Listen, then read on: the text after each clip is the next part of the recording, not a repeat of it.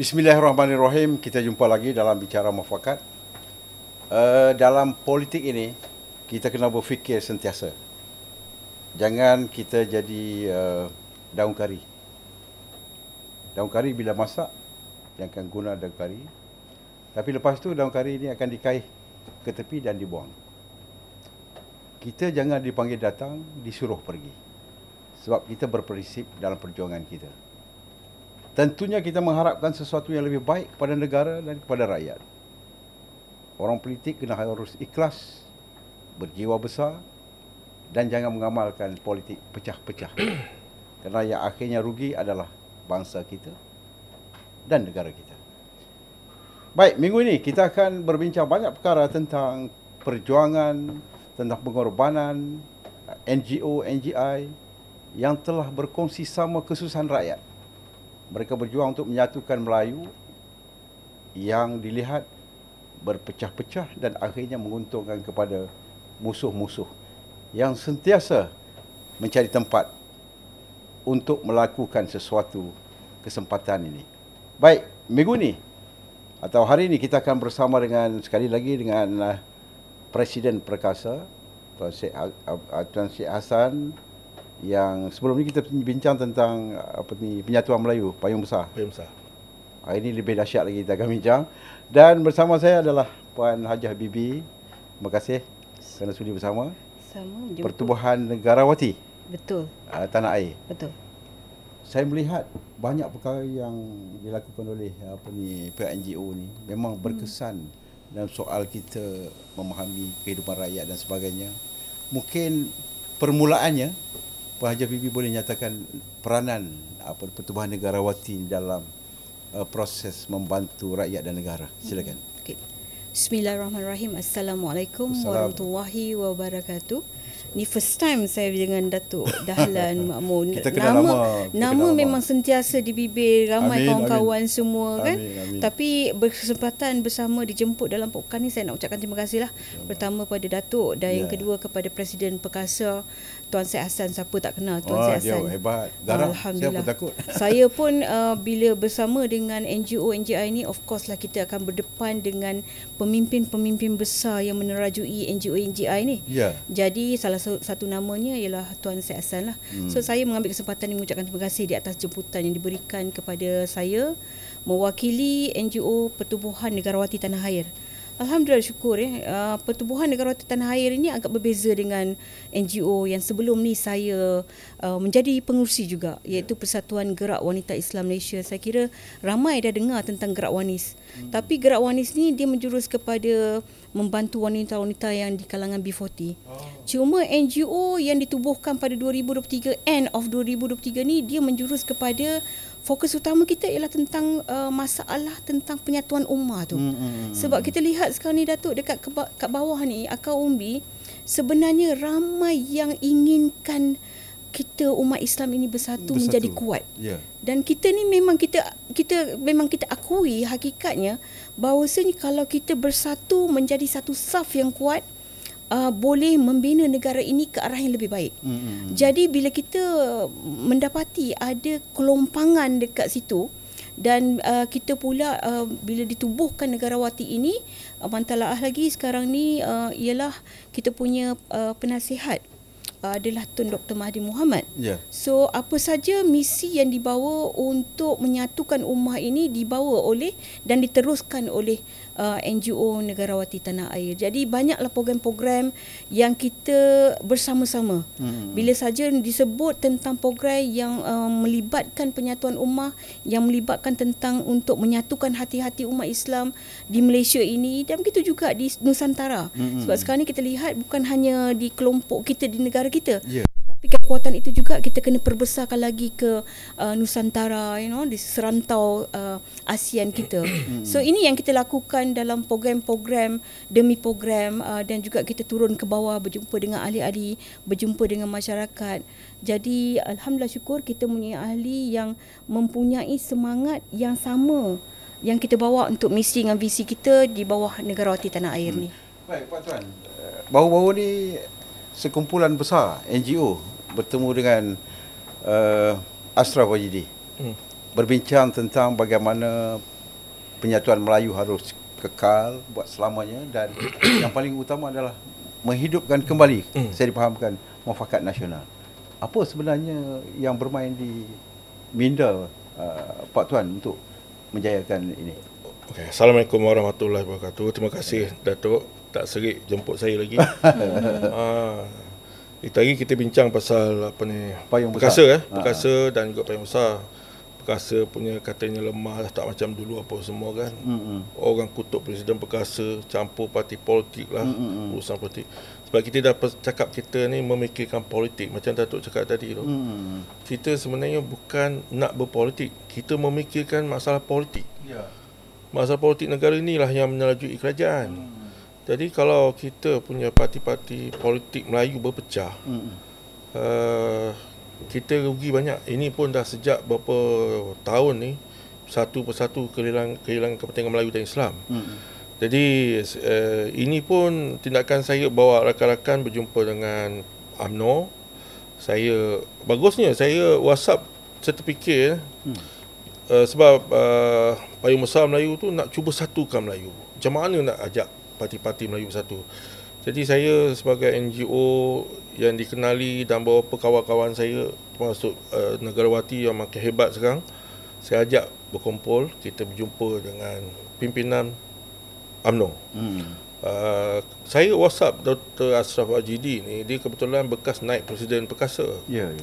Lepas tu dia perlahan-lahan naik politik dia. Saya WhatsApp dia sebelum waktu subuh. Panjang lebar lah saya nak berjumpa, cakap gini-gini ni. Selepas dalam waktu subuh mungkin dia dah solat apa, dia jawab, InsyaAllah dia akan bertanya Presiden. Pukul 7 lebih dia kata, boleh tak datang hari Jumaat dia kata. Hari yang sama dia jawab? Tak, the next day. Dan hari yang sama dia jawab. Hari yang sama subuh tu. So dia suruh jumpa hari Jumaat. Saya rasa 2 hari lepas tu lah. Tapi sehari sebelum tu dia minta tunda sampai hari Isnin. Jadi kita berjumpa lah hari Isnin. Dia kata buat masa sekarang ni jumpa dia dulu, dia nak dengar apa yang kemudian baru dia akan bawa ke Presiden lah, dia kata pimpinan lebih tinggi. So maknanya dia punya feedback tu bagus. Walaupun sebenarnya sudah lama tak hubungi dia. Kritik dia ada lah. Saya tak puas hati dengan dia. Saya tahu perjuangan dia orang hebat apa semua kan. Tiba suasana keadaan begini dengan UMNO bersama DAP, saya tengok dia pun antara pemimpin yang betul-betul mempertahankan keputusan parti. Saya cukup kecewa betul sebab dia orang yang hebat. Kalau kita tengok background dia dan juga tindak tanduk dia bila dia dapat jawatan-jawatan, he's a very good guy. Tapi mungkin inilah politik kan, ada seni dia. Jadi kami pun berjumpa. Bagus. Maknanya bila saya sampai tu, saya kata saya mulakan mukadimah kedatangan kami ni, kami tak nak dengar apa-apa yang lepas. Berkaitan dengan macam mana tak boleh bersama melepas PRU ke-22 tahun 2022. Kenapa UMNO tak boleh bersama dengan BN tak boleh bersama dengan PN, siapa punya angka tu. Saya tak nak tanya tu. Saya tak nak benda tu lagi. Tak nak cerita. Saya nak ke depan. Tak nak ungkit yang lama. Kita nak penyatuan ni, jangan ungkit yang lama. Betul. Jadi saya kata kita nak tahu apa hala tuju UMNO untuk menuju ke PRU ke-16. How to move forward lah. So hajat kami kat sini adalah ingin menggesa UMNO jangan lagi bekerjasama dengan PH, terutamanya DAP. Untuk PRU akan datang, dan harap usahakan untuk bekerjasama dengan parti-parti Melayu, termasuk PN, PAS dan UMNO, PAS dan Bersatu, dan juga parti-parti kecil. Penyatuan Melayu itulah, kerana ini perlu. Saya kata ini dah sampai satu tahap, kalau kita pada PRU ke-16 kita berpecah, yang untung PH akan terus menguasai politik negara. Itulah babak terakhir yang kita tak akan betulkan lagi. So kita berhajat betul lah. Dan feedback yang dia bagi sungguh positif. Turut hadir Datuk Seri Syakar MKT dan juga Speaker Dewan Undangan Negeri Pahang. Dia sebagai pengurusi Biro Undang-Undang dan juga apa GIT tu, ada satu lagi apa tak. So bersama dengan jawatan kuasa dia, termasuk Datuk Jalani YB. Jadi discuss yang cukup positif. Walaupun ada yang dia maklumkan sesuatu yang kita rasa macam kita tak berapa nak dengar sangat. Kita nak dengar apa macam jangan ungkit-ungkit yang lepas-lepas. Dan bila kita tengok sehari dua lepas tu ada statement dia dekat dalam Facebook dia dan juga dalam Instagram dia, sungguh positif. Berhemah dan berharap sesuatu yang boleh dilakukan. Termasuk juga YB Saka dalam dia punya media, termasuk Free Malaysia Today, sangat positif dan sangat orang kata membina lah kenyataan dia. Tapi malangnya ada daripada Bersatu melihat perjumpaan ni seolah macam tak perlu. Kononnya PN tak perlu MN dah tak perlu sebab PN dah bagus. Kenapa dia kena jawab macam tu? Saya tengok dalam media tu yang sebut ni adalah Ketua Penerangan Pemuda Bersatu, maknanya Armada Bersatu. Kenapa perlu dia buat? Sekurang-kurangnya dia kata tahniah dan mungkin boleh kita usahakan sama-sama untuk cari yang terbaik. So tapi kenapa dia terus negatif? Termasuk juga dengan sahabat saya ni, Tuan Faisal, dia respon agak panjang tapi lebih kepada UMNO mesti gini, UMNO kena tinggal ke DAP apa semua. Kalau nak Bersatu kena tinggal di DAP lah, tak payah cerita lah kan. So kepada positif lah. Tahniah NGO, Bersatu sedia menerima kunjungan NGO kalau nak jumpa untuk kita bincang apa semua. So ini yang kita nak. So jadi tak apalah, saya tengah karang WhatsApp saya, kata dengan dia, kita orang nak jumpa, tolong arrangekan. Minta dia tolong arrangekan berjumpa dengan pimpinan Bersatu, terpulanglah siapa yang nak berjumpa dengan kita. Lepas tu kita akan jumpa PAS, insyaAllah. Dan satu perkara yang kita tengok jelas, Pak Hajar, dia benda ni bukan sesuatu yang mudah. Kalau kita nak meniti kejayaan itu, sudah pasti ada cabaran dia. Jadi macam Pak Hajar tengok apa yang diperjuangkan oleh Tun ni, kita nampak dia betul-betul mengharapkan penyatuan ini berlaku sebelum PRU yang ke-16 ini. Kerana dia bimbang yang berlaku sebelum ini akan tercetus kalau tidak ada persetujuan bersama. Ini kita takut kerana selagi Melayu berpecah apa aja, yang untung DAP. Betul. Saya pun pernah duduk dengan Menteri DAP. Sikit sebanyak saya dapat belajar apa itu ni kan.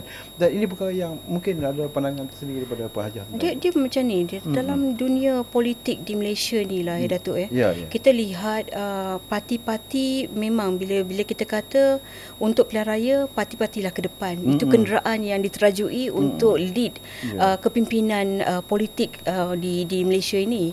Tapi masalah yang timbul, kenapa mereka tidak boleh bersatu? Kenapa orang-orang Melayu tidak boleh bersatu? Mengapa mereka berpecah-pecah dan juga banyaknya parti-parti Melayu yang besar dan juga yang kecil-kecil. Jadi bila kita bertanya perpecahan itu disebabkan oleh bila mereka tidak happy dekat dalam grup katakan parti A ni, dan akhirannya mereka ni ada dua lah. Sama ada mereka sejuk bekukan ataupun dipecat ataupun dibuang, dan akhirannya kalau mereka ini kental diri dia akan stay kat situ. Kalau dia kata pecat 1 tahun, stay lah kat situ setahun. Tak ada duduklah, tunggulah. Itu kesetiaan dia kepada parti. Ada yang tidak berapa kental hati dia, terpaksa keluar dan mencari hala tuju. Dan orang politik ni jiwa politik, Datuk. Dia macam mana pun, macam Datuk dekat DAP, dalam macam mana pun Datuk akan mencari ruang bagaimana kita boleh memberikan komitmen kita, memberikan kita punya orang kata semangat kita untuk bersama-sama dengan barisan kawan-kawan kita yang berada dalam politik. Betul. Itu orang-orang politik. Tetapi masalah mengapa tidak boleh bersatu, kerana masing-masing dia hadap kepada perjuangan prinsip parti itu sendiri. Maksudnya kalau parti itu digabungkan, Datuk, contohnya lah, kita ada lebih kurang 8 parti-parti, katakan PAS, UMNO, kita ada Bersatu yang besar, lepas tu yang kecil-kecil kita ada Pejuang, kita ada Putra, kita ada Berjasa, kita ada Iman, lebih kurang dalam 8. Kalau mereka cantumkan, masing-masing akan memikirkan mana kerusi aku nak ambil, berapa banyak kerusi aku. Jadi bila dipikirkan itu dulu, diletakkan sebagai dia punya matlamat perjuangannya, kerusi itu paling utama, bukan kepada matlamat perjuangan penyatuan ummah itu sendiri, maka itu yang tak boleh bergabung. Begitu juga dengan MIC MCA, mengapa mereka tak boleh bersama dengan PH. Kerana kerusi mereka telah orang kata diambil oleh PKR, diambil oleh DAP. Jadi mana mereka nak menyusup kat situ? Betul. Jadi mungkin dapat 1, 2, 3 kursi. Jadi bila Melayu nak bersatu ni, mereka memikirkan aku punya kerusi ni berapa banyak. Sebab kalau kerusi banyak, itulah yang akan orang kata itu abang besar lah. Orang Melayu abang besar. Jadi bila dipikirkan tentang kerusi orang Melayu abang besar ni, matlamat untuk perjuangan menyatukan ummah tu tidak akan tercapai. Jadi yang menjadi masalah sekarang ni rakyat dekat bawah ni. Betul. Rakyat nak tengok kita bersatu. Kita ni sebagai NGO, apa kita boleh buat, Datuk? Kita hanya boleh seperti mana yang Presiden Perkasa kumpulkan ramai-ramai kawan-kawan kita. Lepas tu kita pergi kat sana, kita merayu. Actually kita merayu. Sebab kita punya tujuan NGO ini ditubuhkan, matlamat kita hanya satu. Kita tak nak dengar yang lain. Kita nak Melayu itu bersatu kerana Melayu ini majoriti dekat dalam negara kita ini. Tetapi disebabkan kita berpecah, kita menjadi minoriti. Dahlah kita hilang dari segi ekonomi. Kalau kita tengok barisan company-company yang sedia ada ni, GLC dan sebagainya, siapa yang mentadbir urus ekonomi negara? Bukan orang Melayu. Jadi cuma sekarang ni yang kita minta apa? Rakyat minta apa? NGO ni atas suara rakyat lah ni. Kita pergi, kita mengadap, pergi ke parti-parti. Bukan sebab kita nak campur tangan pasal parti tau. Parti politik pandailah you all nak buat macam mana. You all nak bergaduh macam mana, tetapi bertautlah balik. Dan yang paling besar ialah matlamat kita untuk menyatukan ummah. Sebab ini permintaan rakyat. Rakyat memilih you untuk menjadi wakil rakyat, untuk menjadi suara kami. Jadi apa salahnya mendengar suara kami melalui barisan NGO-NGO? Saya serahkan balik kat Datuk. Ini yang saya rasakan perkara yang parti-parti politik kena ambil maklum. Jangan pisih pasal abang besar orang Melayu mengikut parti. Betul. Tapi kena fikirkan tentang permasalahan ummah yang begitu ketara dah, Datuk. Semua perkara, kita satu isu keluar, tak sempat nak tutup isu ni, keluar isu lain. Kita orang-orang Melayu, kita bila berpecah-pecah, masing-masing duk hadap, kita nak fokuskan berapa kursi kita nak dapat, siapa nak jadi Perdana Menteri. Ini yang dibincangkan. Kita rakyat bukan nak dengar tu. Kita rakyat nak dengar macam mana Melayu ini boleh bersatu untuk menjadi kuat, supaya masalah-masalah, isu-isu semasa yang melibatkan Islam, melibatkan bangsa Melayu dapat orang kata dikenal pasti dan dapat diperhalusi dan dapat solusi untuk membantu kita di akar umbi. Itu yang kita nak. Saya setuju. Kenapa, Pak Tuan? Saya tengok tanpa UMNO dalam kelompok besar yang tidak bersatu bersama dengan UMNO dan sebagainya, tak lengkap. Semua parti Melayu ni harus kita iktiraf sebagai sebuah perjuangan yang menentukan masa depan hala tuju negara dan orang Melayu. Saya bersetuju dengan Pak Tuan yang berusaha, dan saya ucap tahniah. Kenapa? Kita semua DNA UMNO. Asal-asalnya begitu. Betul. Kerana dulu kita tak boleh nafikan UMNO adalah satu-satunya parti yang berjuang untuk menentukan masa depan Melayu. Betul. Tetapi apabila berpecah, mudah diracik-racikkan, DAP sudah masuk menjadi kawan, dan matlamat dia sudah dipasakkan dalam pemikiran orang-orang, jadi kita jadi masalah. Orang Melayu jadi masalah. Baru ni Pak Tuan, kita dapat sempat bertemu bual dengan Tun Mahathir, negarawan kita yang ulung. Saya bertanya tentang satu soalan. Separuh daripada Malaysia, Semenanjung ni sudah menjadi bukan milik orang Melayu lagi. Tak termasuk hutan lah. Jadi kenapa itu berlaku? Sebab mengikut Tun, tanah-tanah ini telah terjual, dan yang mampu beli ni adalah orang bukan Melayu. Jadi akhirnya di mana Melayu? Kenapa kita tak fikir benda yang besar itu sebagai satu benda yang cabaran untuk kita tangani? Berbalik kepada soal penyatuan, Pak Tuan, kita tengoklah perbahasan dalam parlimen pun. DAP ni ikut sedap dia nak bercakap je. Kadang-kadang mengkuris hati dan perasaan kita. Orang bercakap satu benda lain tentang arak, dia ada alasan lain tentang arak untuk menghalalkan caranya begitu.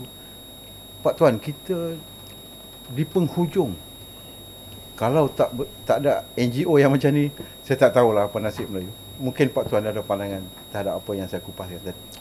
Ya, Datuk, betul lah. Isu-isu yang kita tengok sekarang ni, yang kata orang Melayu geram sangat, berpunca daripada pemimpin-pemimpin parti DAP.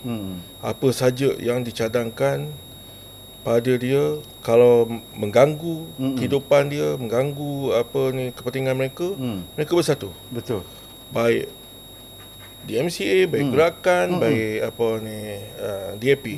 Ada yang kata Melayu ni tak payahlah bersatu, parti-parti politik ni bergabung tak payah. Cuma bersatu dari segi bila ada isu Melayu, tak kira parti Melayu bersama.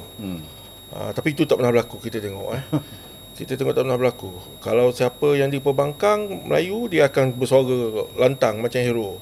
Bila jadi kerajaan, dia tak hero dah pula. Cuba kita tengok isu yang arak ni PM bergegar-gegar mengatakan sekolah tak boleh dijadikan tempat minuman arak. Majlis ke apa ke tak boleh arak. Tak boleh. Tapi kena bantai dengan DAP. Menteri dah gasak sikit Menteri apa SKMM ni Golden Gincu ni Fahmi ni dia sebagai jurucakap kerajaan kan, dia kata kekal seperti biasa.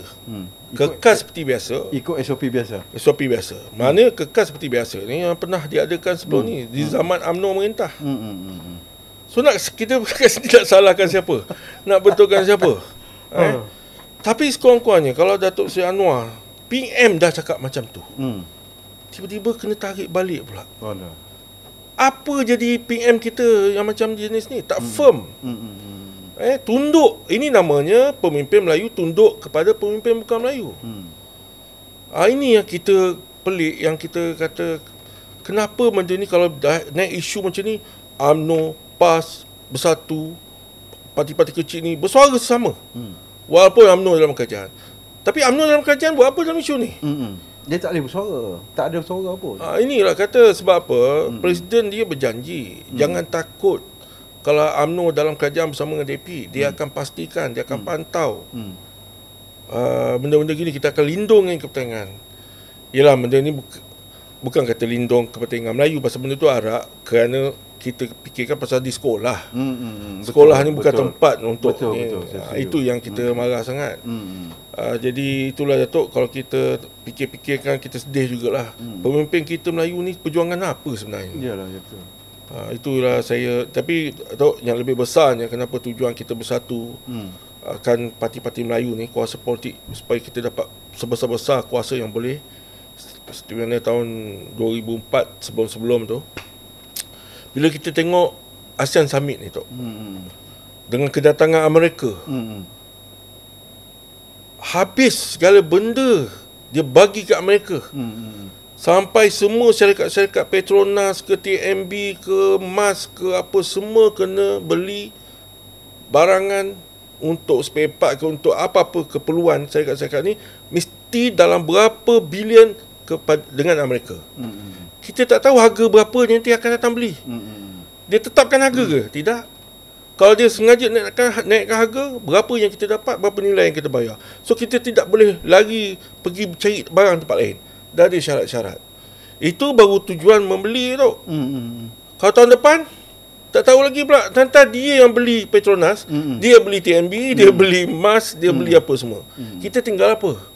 Sebab itulah bila kita baca ada satu write-up baru viral berkaitan masa Tun diminta oleh mula-mula masa jadi PM Reagan minta tu supaya bersama mereka blok dia, jangan berkawan dengan setengah-setengah negara lain.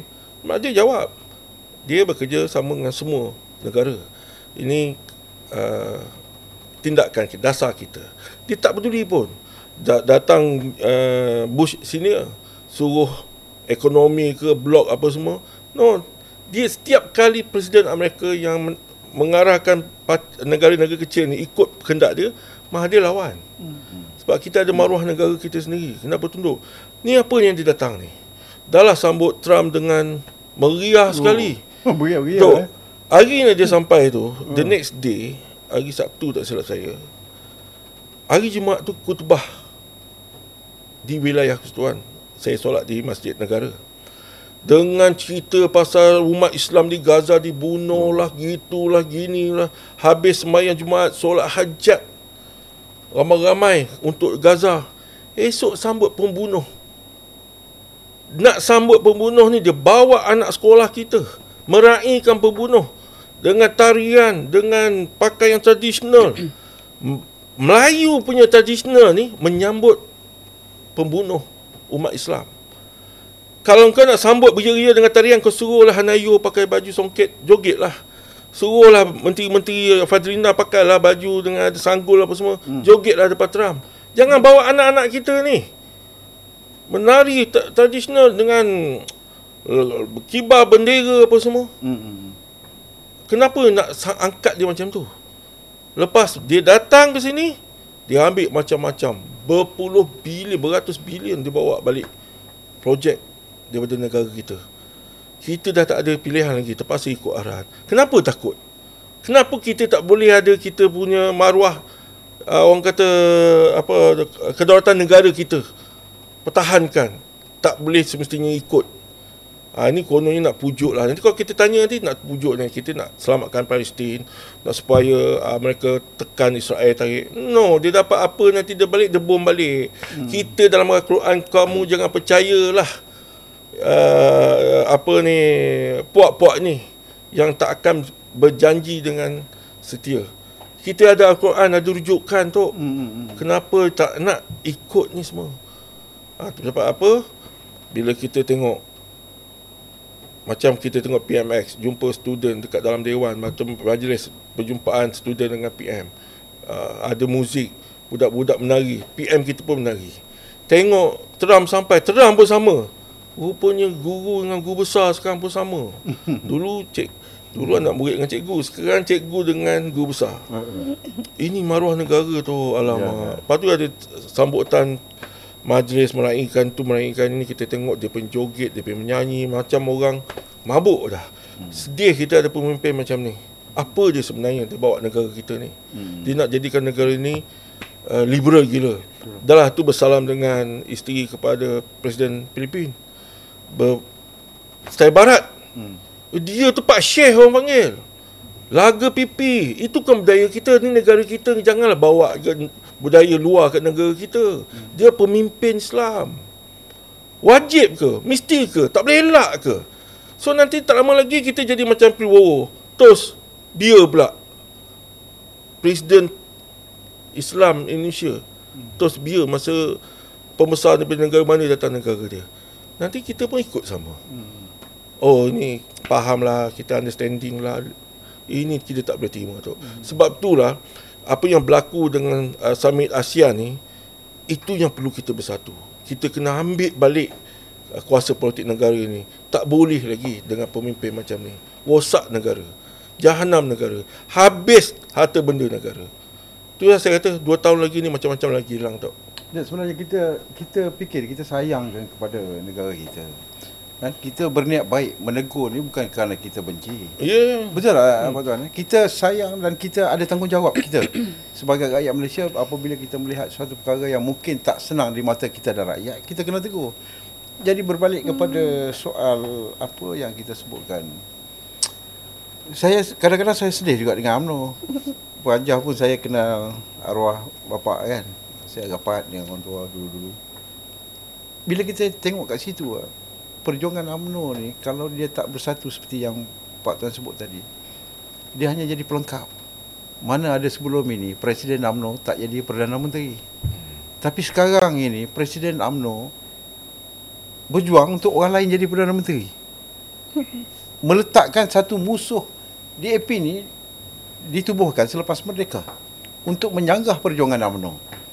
Sekarang ni duduk sekali dengan kita, yang ramai hati-hati kita terluka dengan perbuatan DAP sebelum ini.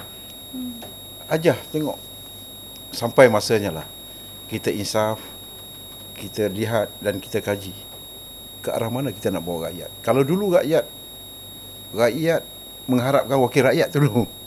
Betul. Kalau susah Pak Tuan, wakil rakyat tu harus menolong sebab dia wakil rakyat. Tapi sekarang ni tak ada lagi sandaran itu.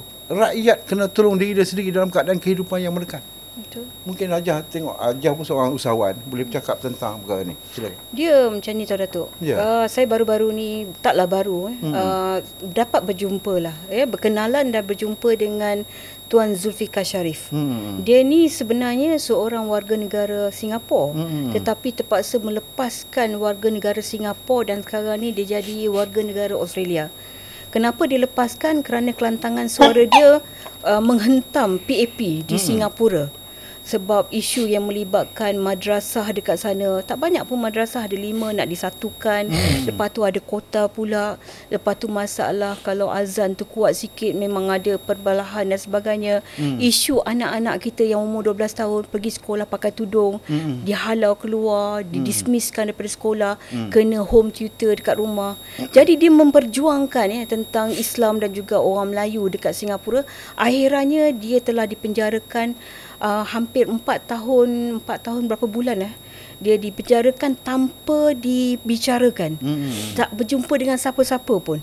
Sampai satu tahap dia telah diminta untuk menandatangani dokumen-dokumen yang dikatakan diri dia tu teroris. Dia bersetuju diri dia teroris.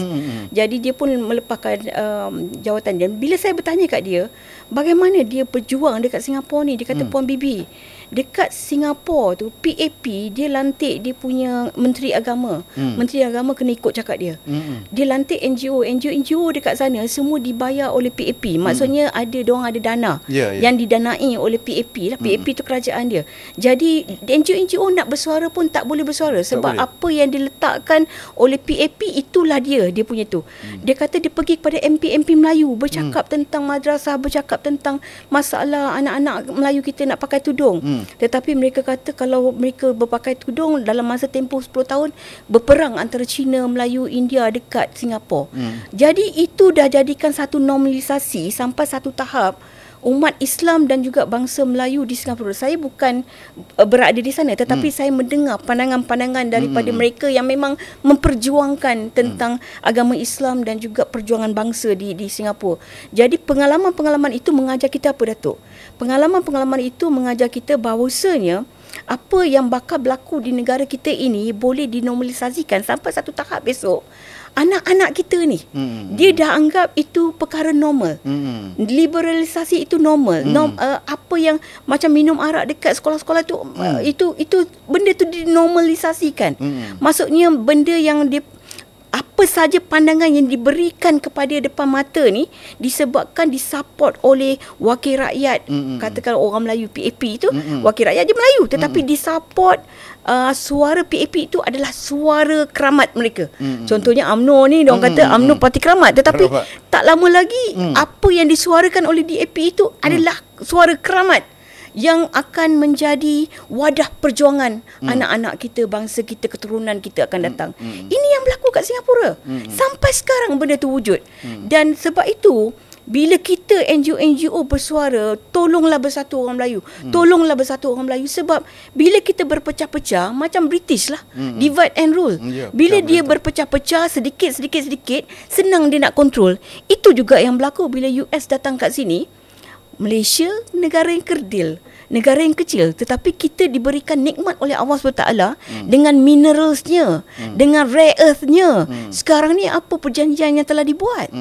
Even kita yang negara sekecil-kecil ini pun di bawah tangan ataupun dipengaruhi oleh kuasa-kuasa yang besar. Kenapa?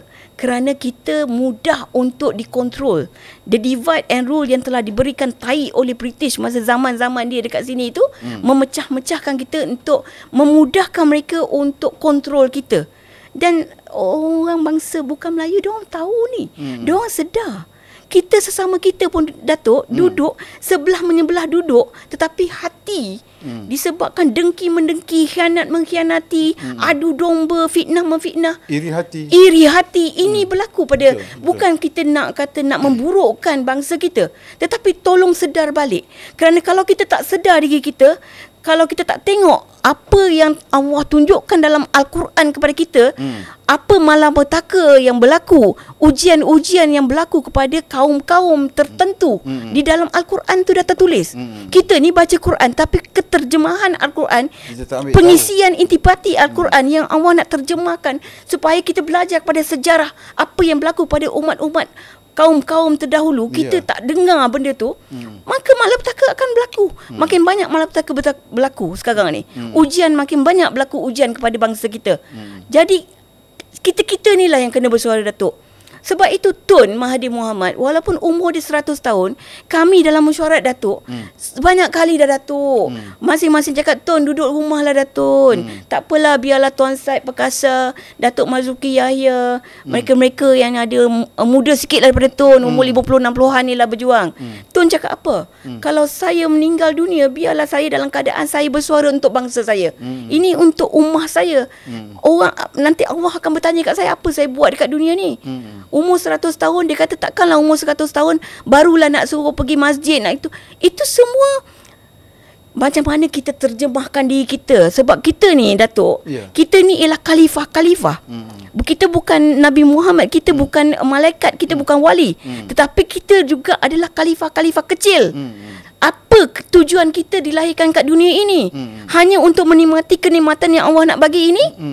Adakah itu saja kita punya niat kita lahir kat dunia ini? Itu saja? Kalau itu saja, maksudnya menjawablah awak besok di pada mahsyar besok. Apa yang kau lakukan untuk umat engkau sebagai khalifah kecil kat dunia ni? Tapi saya tengok benda ni betul. Kalau tidak ada kesedaran ke arah mana kita nak pergi akhirnya. Saya kagum juga dengan Tun. Dalam masa sejam kita terberbual, itu Man pun ada sekali, tak ada satu perkataan pun yang dia tersasul. Contohnya kalau dia nak sebut Palestin, tersebut Israel, dia tak pernah, dia tak pernah tu. Dia very sharp dan saya kagum dengan negarawan ni. Kerana apa? Kerana saya tengok dia, cara kupasan dia tu penuh berhati-hati, dan seorang yang macam Pak Haji sebut tadi, apa lagi dia nak di umur yang 100 ni, Pak Tuan, dia relax pun tak apa dah. Tapi dia anggap perjuangan dia tu belum selesai dengan apa yang sedang berlaku ni. Jadi ini perkara yang saya sekali lagi nak kata puji kepada Perkasa ni. Kerana apa? Pak Tuan bergerak sebumbung dengan NGO-NGO lain untuk mencari satu jalan penyelesaian. Kalau tak dibuat perkara ni secepat mungkin, saya rasa benda ni akan lebih parah. Dan tak saja UMNO, mungkin selepas ni saya yakin Pak Tuan akan arrange dengan parti-parti politik yang lain. Walaupun Perkasa dan NGO ni tidak memihak kepada mana-mana, tapi gerakannya adalah untuk penyatuan Melayu. Itu satu benda yang semua kena akui. Mungkin Pak Habib ada cara lain selepas jumpa dengan UMNO ini dan dapat feedback yang positif. Harap parti lain pun dia terima secara positif juga lah. Janganlah asyik bergaduh bila tak sebulu dengan Presiden pecat. Kan? Itu tak boleh, itu budaya politik macam tu tak boleh. Sebab kalau kita orang kata berbeza pendapat, kita tetap boleh bersahabat. Patut diamalkan oleh kalangan pemimpin politik. Bukan berbeza pendapat, aku pecat. Tak boleh gitu. So Pak Habib, saya risau juga keadaan ni. Betul. Ini salah satu yang merisaukan saya, NGO juga. Bila kita, macam saya cakap tadi lah, kita perlu satu gabungan ataupun satu pihak yang kuat untuk menundukkan, menjatuhkan kerajaan yang ada sekarang ni, yang kita rasa kalau biarkan makin parah kita. Bukan saja ke bangsa, agama, negara pun. Apa yang dilakukan Anwar dengan Ibrahim dengan Trump. Jadi tok balik-balik kita kena fikirlah pemimpin-pemimpin kita ni yang kebelakangan ni, yang jadi berpecah ni, yang tak berani nak bersuara, tak berani apa. Kita tengok mereka makin hari makin lama diorang ni berfikiran seperti rezeki tu bukan Allah yang bagi kita. Rezeki dia kata daripada tangan pemimpin. Kalau presiden lah. Kalau takut dengan presiden, tak berani bercakap, kena sokong lah. Kalau lawan, hilang jawatan. Takut. Tapi saya tengok ada contoh-contoh yang bagus juga tu. Ada rezeki jugalah. Macam Tan Sri Anwar Ibrahim. Dia boleh kena pecat ke, tinggalkan UMNO ke, dapat tempat juga. Dengan PAS, dapat jawatan juga. Tan Sri Anwar Musa. Anwar Musa. Saya kata siapa tadi? Anwar Ibrahim PM. Sorry. Anwar Musa. Dan baru ni pula Saidan Kasih. Dapat jadi pula pengurusi PN Negeri. Ini semua Tuhan tentukan. Ya. Tak payah berebut. Tak payah berebut. Sampai masa ada Allah tentukan dia. Itulah lah. Nur Umar tengok ada dapat dalam nanti tak lama lagi mungkin bertani Tanjung Karang lagi, ada harapan. Orang yang baik itu, orang macam ni yang masih percaya rezeki pada Allah, insya-Allah ada rezeki untuk dia. Ada tempat untuk dia. Jadi ya betul tu, kita lepas ni akan berjumpa dengan UMNO. Kita akan hantar satu hajat kita melalui Tun Faisal. Saya dah WhatsApp dia bersatu. Lepas tu bersatu. Lepas tu PAS. InsyaAllah PAS mudah sikit. Yalah macam Datuk cakap tadi pasal pecah memecah tu, saya bimbang tu. Saya harapkan semua orang Melayu harapkan PN ni betul-betul dah strong dah. Orang puji inilah tempat orang Melayu. Tapi tiba-tiba ni jadi huru-hara pula. Orang susah ni sekarang, orang tak boleh terima dah sekarang. Tanyalah sesiapa sekarang. Apa nak jadi dengan PN ni? Bersatu pasal berebut-rebut ni, apa hal ni? Kita nak harapkan siapa lagi ni?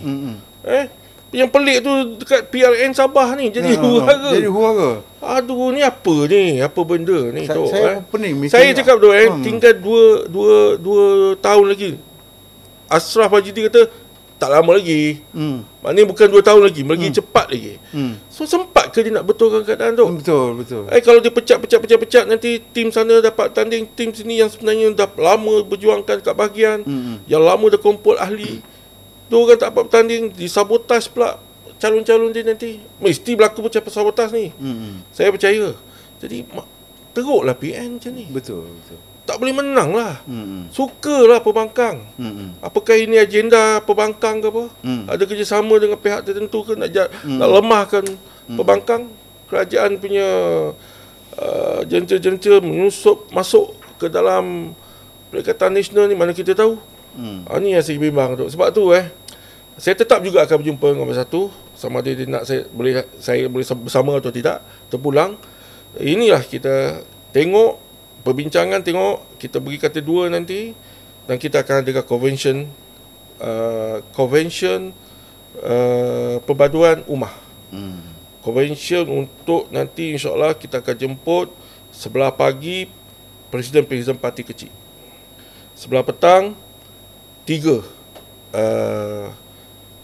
timbalan-timbalan presiden. Kita tak nak panggil presiden kerana Tok Guru Haji Yadi pun kurang sihat, dan dia dengan Tan Sri Muhyiddin pun dah kira dianggap penasihat Payung Besar bersama dengan Tun, dan juga satu lagi Presiden UMNO Zahid. Of course kita pun nak dia pun termasuk dalam the elders untuk jadi penasihat kepada Payung Besar Melayu. Ni harapan NGO supaya all the presiden yang sekarang ni dah usia dah lebih 70-an dah, bagilah peluang kepada pimpinan di bawah. Jadi kita akan cuba agak semua boleh setuju terimalah timbalan-timbalan presiden, UMNO, PAS dan juga Bersatu akan dapat hadir convention ni. Kita nak tanya, kita nak dengar apa yang perjuangan mereka nak bawa pada PIU akan datang. Kita jelas Pak Tuan, kalau kita tengok Pak Hajar, Melayu ni sebenarnya majoriti politik dia dah terhakis. Kalau kita tengok dalam kerajaan sekarang ini, UMNO hanya ada beberapa kerat saja, dah jadi minoriti kuasa politik dalam kerajaan. Nak dibandingkan dengan Perikatan Nasional, 100% orang Melayu. 100% Melayu kecuali 2, Bumi Putera Sabah dan Sarawak.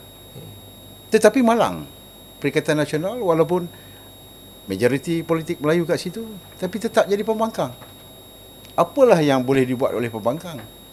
Kita tengok apabila dah berlaku lebih kurang 17% saja kuasa politik Melayu dalam UMNO dengan jumlah 26 kursi dan sebagainya. Kalau kita nak kira dari segi PKR dan sebagainya, itu ada multiracial punya parti. Kita tak boleh masukkan di situ. Saya bimbang bukan apa. Kita semakin lari daripada apa yang rakyat harapkan. Rakyat susah Puan Hajar sekarang ni. Dapat 100, harga barang kalau kat tempat yang kita beli tu dah naik RM1, 50 sen. Tak banyak mana pun dapat. Ini keluhan di bawah. Kalau dulu mak bapak bagi bas sekolah hantar anak dia, sekarang dia terpaksa sacrifice. Ada anak kecil kena tinggal, anak kecil dah belum bangun lagi, terpaksa kena hantar sebab nak cut cost tambang bas. Saya sebenarnya ialah sepanjang-panjang saya berada, saya tengok benda ni, saya rasa kena perbaiki dan kena ada perubahan yang segera. Mungkin peranan negarawati ni dalam menyelusuri permasalahan Ya, rakyat ni. permasalahan rakyat ni memang sangat ketara. Saya baru semalam discuss dengan anak saya. Dah berkahwin, ada anak seorang 2 tahun. Ini saya bagikan senario anak-anak muda kita. Anak umur muda, 30-an. Betul. Ada anak kecil umur 2 tahun lebih. Isteri dia dalam keadaan dia cakap kat saya, ibu, nama anak saya Ilman. Ilman hantar Ika pergi balik bas tambam gitu gini. Ilman. Nama sama dengan anak saya. Anak sama Ilman. Dia kata habis duit minyak dengan tol semua untuk 1 bulan lebih kurang 1,000. Pasal jauh tempat dia. Lepas tu dia kata untuk anak mesti ada pengasuh kalau dua-dua bekerja. Betul. Pengasuh pun boleh tahan juga nak kena bayar. Jadi dia kata habis dekat anak, walaupun anak baru 2 tahun, baru seorang tu. Bukan anak 2, anak 3. Jadi sampai satu tahap dia kata, ibu, Ika, nama menantu saya Ika. Ika bulan 12 ni Ika berhenti kerja jaga baby, jadi tak adalah sampai kuranglah dia punya cost 1,000 per month untuk dia punya minyak dan sebagainya ni dengan tol. Jadi saya dalam hati saya macam mana nak survive ni. Jadi anak saya pun telefon, dia kata ibu, Ilman terpaksa buat 3 kerja. Maksudnya kerja dengan syarikat dapat gaji bulanan, lepas tu 2 lagi kerja ialah untuk dapat dia punya ni. Jadi ini adalah masalah anak-anak muda kita dan bukan hanya anak muda. Kita juga akan menghadapi negara tua 2035 nanti, 2035-40. Maksud negara tua ni, umur-umur bayi kita ni, bayi-bayi kita ni semua dah sampai satu tahap dah lah kos kesihatan ni dah lah paling meningkat. Lepas tu nak duduk dekat mana? Anak-anak kita semua dengan keadaan masing-masing dengan sibuk untuk mencari rezeki, untuk menampung harian mereka, tidak termampu mereka untuk menjaga ibu bapa mereka yang lebih tua ni. Jadi pada saya sendiri yang Datuk, saya sebelum ni ada 4 kedai supermarket. Saya terpaksa tutup 3, tinggal 1. Maksudnya itu keadaan fenomena orang-orang yang berniaga juga. Jadi masalah ini sebenarnya sangat-sangat ketara dan memang rakyat sampai satu masa dia tidak ada masa untuk memikirkan politik dah. Politik kau pandai-pandai lah kau politik. Tapi masalahnya bila nak cari makan ni menyebabkan orang bila dah menyampah dengan politik macam tadi kita bincang ni, duk bergaduh, bergasak ni semua. Orang ni tendang orang ni baling orang ni sejuk beku orang ni. Jadi sampai satu tahap rakyat, berapa persen rakyat orang Melayu tak keluar mengundi. Jadi bila tak keluar mengundi, kita dah lah itu tanggungjawab dan amanah kita. Untuk memilih pemimpin-pemimpin dan untuk menjadikan kerajaan. Kalau Melayu tak keluar mengundi, kita pula majoriti, jadi yang kontrol tu siapa nanti? Faham tak? Dia ada kesan, dia ada kesan-kesan dia. Jadi kita sekarang ni, yang paling penting sekarang ni, kerajaan sepatutnya memikirkan bagaimana untuk membantu rakyat yang marhain dekat bawah kaum B ni, especially tentang melibatkan kos sara hidup, tentang anak-anak muda, tentang persekolahan, tentang pendidikan, persekolahan dan pendidikan, dan juga tentang ekonomi untuk menampung ni. Dia bukan boleh dimuakan bagilah RM100 sara. RM100 tu apa yang boleh? Kita bersyukur, alhamdulillah syukur. Tetapi negara kita ni kaya, Datuk. Kita sebenarnya tidak dengan RM100. Banyak benda yang kita boleh olah untuk membantu rakyat. Tetapi apa yang kita lihat sekarang ni, bila belanjawan dibentangkan, saya tak nampak ada benefit manfaat yang menjurus besar kepada rakyat, especially yang di golongan M40 dan B40 ni. Sebab jangan Datuk fikir M40 tu dia orang boleh sustain maintain tau. Diorang pun dah jatuh B40 dah. Jadi ini yang kita bayangkanlah bila saya sendiri bercakap daripada 4 kedai tukar jadi 1 kedai. Jadi kita nampak ini fenomena kuasa membeli kita pun kurang. Sedangkan orang yang membeli memang majoriti ialah orang Melayu. Orang Melayu ni ada duit, Datuk. Dia tak simpan. Kalau Datuk buat tengok perangkaan, saya ni belajar lagi. Jadi perangkaan kita tengok untuk menyimpan ni, kalau dekat KWSP tu 50-55 tahun semua dah habis lingkup dah. Dan maksudnya dah dipergunakan dah. Jadi halas. Nanti nak tunggu 70 tahun, 80 tahun dia tunggu untuk dikebumikan je. Setakat berapa 100-200 kos untuk pengkebumian. Jadi ini masalah fenomena majoriti rakyat orang Melayu kita, tetapi disebabkan berkucak-kacir, bergaduh, perkara yang perlu didesak untuk kerajaan untuk mengambil kira masalah orang-orang dan juga rakyat ini diketepikan dan akhirannya orang Melayu dia fokus yang mereka bukan kepada politik ni, dia fokus kepada nak mencari nafkah. Untuk mencari nafkah ni sampai satu tahap masa pun tak ada dengan keluarga. Saya ingat memang kena buat pendidikan karakter kepada pemimpin-pemimpin. Daripada duduk ajar pratadika semua ni, baiklah pergi buat pendidikan karakter kepada wakil-wakil rakyat, pemimpin-pemimpin dan juga yang dalam kerajaan tu. Sebab karakter diorang kena diperbetulkan untuk melihat mereka bertanggungjawab dan menjadi amanah untuk menjaga rakyat dekat bawah ni, bukan menjaga temuluk korang. Tapi saya setujulah Puan Hajah. Kalau kita tengok dari segi mutu perbahasan dalam parlimen umpamanya, banyak yang tak terbawa. Sebenarnya banyak yang dibawa oleh Perikatan Nasional. Tapi ada juga yang tertentu ini dia lebih suka berbalah aja, mengganggu, yang tanpa satu benda besar pun yang dia sebut tentang kat arah mana kita nak bawa rakyat Malaysia ni. Patut nama wakil rakyat, dia kena ingat itu jawatan kontrak 5 tahun, 4 tahun. Kalau rakyat tak mau, rakyat tamat kan. Dan ini adalah PRU yang ke-16 ni, pada saya lah banyak, adalah PRU yang paling mencabar ibu segala PRU. Kenapa? Di sinilah titik mula. Kalau kita nak kekalkan keadaan yang sebegini, maka teruskanlah. Tapi kalau kita nak perubahan, kita harus ada satu perubahan yang mendadak ataupun perubahan yang drastik untuk kita kembalikan penyatuan. Saya suka Pak Tuan, yang Pak Tuan sebut tadi. Saya suka Pak Tuan ni NGO sebab Pak Tuan tak memihak pada mana-mana. Nak kena nasihat orang politik dia sikit lah. Cukuplah tunjukkan bergaduh. Ada setengah parti tu dia bergaduh, dia tak cakap orang pun. Saya rasa Pak Tuan faham yang saya maksudkan ni. Sebenarnya sembang pasal masalah rakyat lah, daripada kau nak tukar orang ni jadi pengurusi negeri ni kerana tak sebulu.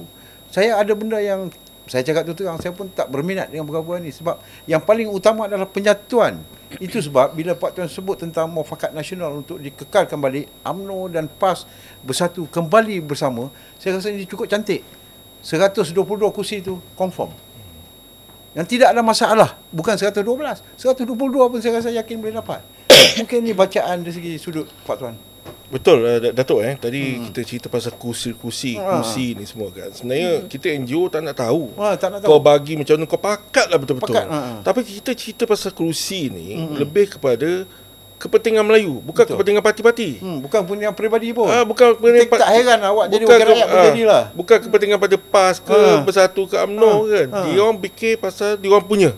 Kita bercakap pasal kursi ni adalah kerana kuasa politik yang untuk orang Melayu, bukan untuk parti politik. Kuasa majoriti politik Melayu. Sebab tu kita bercakap pasal kursi.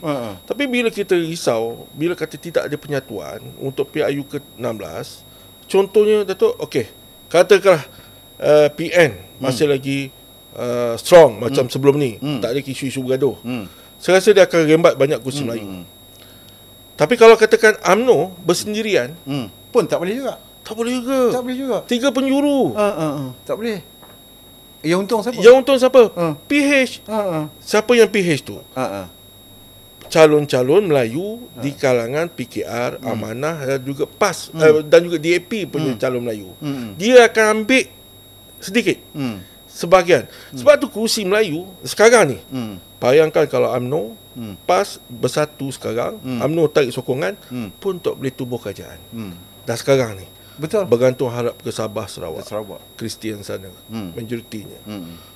Sebenarnya kita macam mana ni? Sebab tu kalau kita sekarang, kalau kita bersatu, 3 parti ni bersatu, kursi-kursi Melayu, PKR, Amanah dan juga Melayu DAP, kita boleh ambil balik. Lagi besar. Maknanya kursi Melayu di luar PH lebih ramai. Ini yang boleh kita kata selamatkan bangsa kita. So kalau apa lagi kalau UMNO bekerjasama dengan PH, bergabung, UMNO mungkin dapat bertambah kursi dia. Bagus untuk UMNO. Tapi kursi PAS, kursi bersatu akan hilang banyak. Sebab apa? Dapat dekat selain daripada UMNO akan dapat kepada PKR dan juga Amanah dan juga Melayu DAP. So sebagai calon PH selain daripada UMNO, dia akan tambah kursi dia, mengecilkan kumpulan Melayu di sini. So this is end game tu. Pak Tuan, kalau UMNO banyak kursi sekalipun, kalau ikut dalam keadaan sekarang ni, dia takkan boleh jadi Perdana Menteri. Sebab kalau ikut sekarang ni punya kedudukan, kursi tu milik PKR, presidennya. Ya, Kan? Betul tak? Betul. So, yang saya sebutkan tadi, dia jadi pelengkap. Ya. Maknanya dia bekerja dalam pilihan raya Untuk orang lain. Untuk orang lain. Ya. Kalau saya ingat, kalau dalam PN masih boleh ada lagi tolak ansur, perbincangan.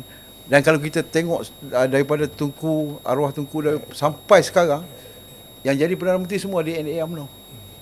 Ya, insyaAllah saya pun mengharap selesaikanlah, tak kira lah PN.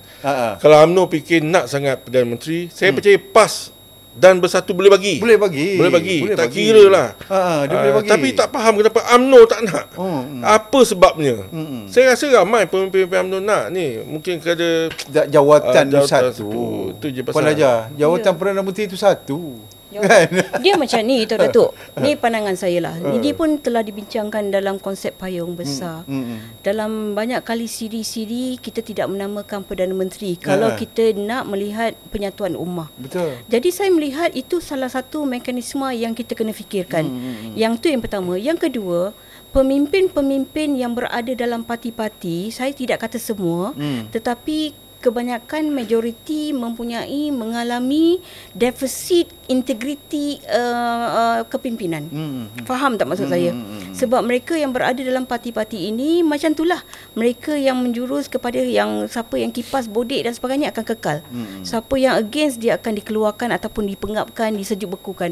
Jadi kita mengalami defisit integriti pemimpin-pemimpin yang ada dalam parti-parti politik. Jadi bila Tun Mahathir Mohamad menyatakan tentang payung besar, konsep dia ialah kita ketepikan nama-nama parti ini. Maksudnya kita hadir atas nama Melayu dan atas nama Islam.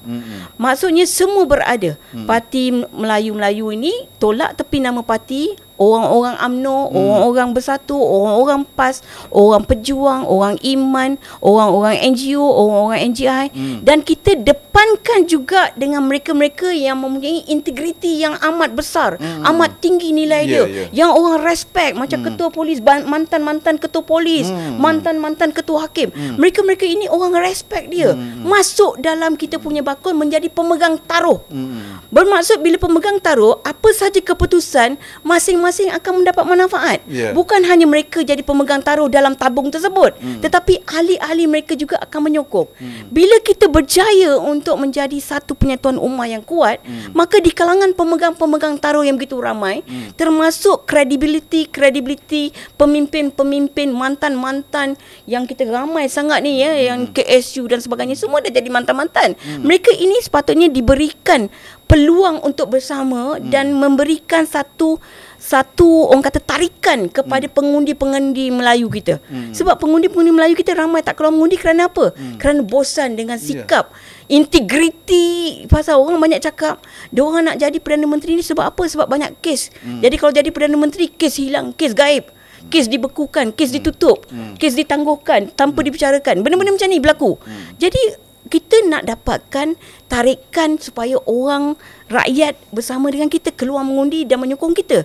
Jadi konsep payung besar di bawah satu tabung pemegang taruh yang begitu ramai memberikan satu signifikan kepada rakyat. Ini adalah satu perkara yang sangat baik. Berlainan.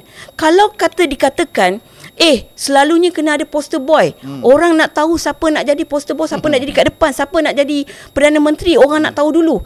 Kita jangan buat yang biasa-biasa, kita buat yang luar biasa. Kerana yang pentingnya siapa sekarang ni?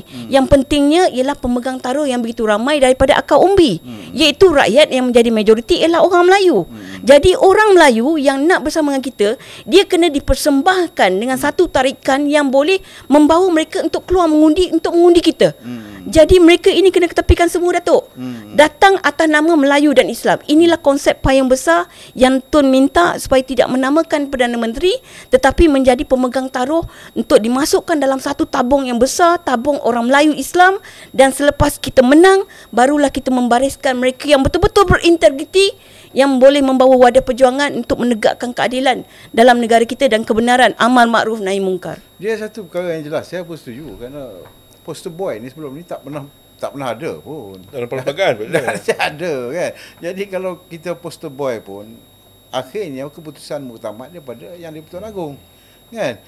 apalagi poster boy tu ada masalah, lagi berat. Lagi berat. Contoh macam di Johor dulu, dinamakan Menteri Besar orang lain, poster boy.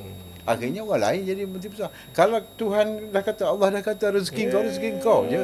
Ya, kita kena fikir begitu. Kenapa kita nak melonjakkan sangat nama kita sedangkan rakyat menilai kita? Saya dalam soal ni saya terbuka lah. Asalkan Perdana Menteri itu yang nak pimpin negara kita, kuat dengan agamanya, amanah, jujur, integritinya, apa masalah? Apa masalah? Siapa pun boleh. Betul tak Pak Tuan? Yang paling penting kita nak rakyat dapat bernaung dengan baik. Rakyat tak jadi masalah lagi pun. Tengok sekarang ni saya cerita dengan Pak Tuan, saya suka makan goreng pisang. Bila saya pergi dengan satu kakak ni, saya selalu pergi gerai dia tu. Kenapa pisang sekarang pun dah teruk? Kan ada yang dia beza tau, pisang Malaysia dengan pisang Thailand. Pisang Dah tak Thailand besar lebih dah tu. berbentuk. Makin kecil, Makin kecil satu hal. Dia jadi hitam pun nak cerita pun tak tahu. Dia kata itulah yang ada. Dia kata kalau mutu yang lebih besar lagi mahal, macam mana saya nak jual? Betul juga kata dia. Jadi ini kadang-kadang menyedihkan kita. Pak Tuan, akhir kata daripada Pak Tuan, pesan kepada orang politik kan? Ya, betul. Saya sekali lagi saya tekankan, NGO Melayu akan mendesak parti-parti politik, pemimpin supaya menganjurkan usaha untuk menyatupadukan parti-parti politik untuk PRU akan datang. So kita akan mengingatkan mereka, mana-mana parti Melayu yang tidak mahu bersama dengan kumpulan yang besar, kita akan tinggalkan, kita akan kempen jangan undi parti ini. Sebab parti ini akan yang membuat rosak masa depan Melayu. Dia mesti ikut kehendak kita sebagai NGO dan juga orang ramai di bawah, bersatulah untuk PRU akan datang. Saya teringat tadi Datuk kata dalam parlimen tadi yang rosak, kaki ganggu. Itu kaki ganggu ni sebab kita bagi peluang. So bila kita punya pemimpin tengah berucap, dia tanya pula, nanti bila nak balik? Itu nak balik. Ini ganggu. Ini pasal sebab tu kita kena pilih betul-betul yang tidak ada liability, tak ada masalah, yang bersih, yang apa semua. Itu yang kita nak sekarang, supaya fikirlah pakar-pakar lah, yang mana dah cukup lah. Kita bagi orang lain dan memudahkan kerja kita untuk pilihan raya. Baik. Terima kasih Pak Tuan, terima kasih Pak Hajar. InsyaAllah dari masa ke semasa kita akan buat siri-siri tertentu, kerana pada saya peranan NGO NGI ini penting. Mereka tidak berpihak kepada mana-mana politik dan mereka berani bersuara secara terbuka. Suara mereka bukan untuk menjahanamkan, tetapi mereka untuk membetulkan keadaan. Kalau kita lihat apa yang disuarakan oleh Pak Tuan dan juga Puan Hajah tadi, menjurus kepada soal kepentingan rakyat. Soal kepentingan orang politik, kalau orang politik ini dia melihat kepentingan peribadi. Apa nak jadi dengan rakyat? Kalau kita asyik memikirkan apa aku dapat, apa aku jawatan apa yang sesuai untuk aku dan sebagainya. Dan akhirnya rakyat tetap berada di bawah dan terpaksa menerima dengan keadaan apa yang berlaku. Jadi saya berharap orang politik berhenti-berhentilah bercakaran. Yang paling utama bersatu, seperti yang dia orang ni pun bukan ada dana besar pun, NGO NGI ni, tapi mereka berusaha sendiri untuk cari jalan pendamaian antara parti-parti politik, antara parti-parti politik Melayu. Kesianlah kat NGO juga. Jadi saya berdoa dari jauh, semoga hasrat murni perkasa negarawan berjaya mencari suatu jalan penyelesaian menjelang PRU yang ke-16 nanti, kalau kita bimbang masa depan Melayu dan negara kita. Assalamualaikum warahmatullahi taala wabarakatuh. Assalamualaikum warahmatullahi wabarakatuh.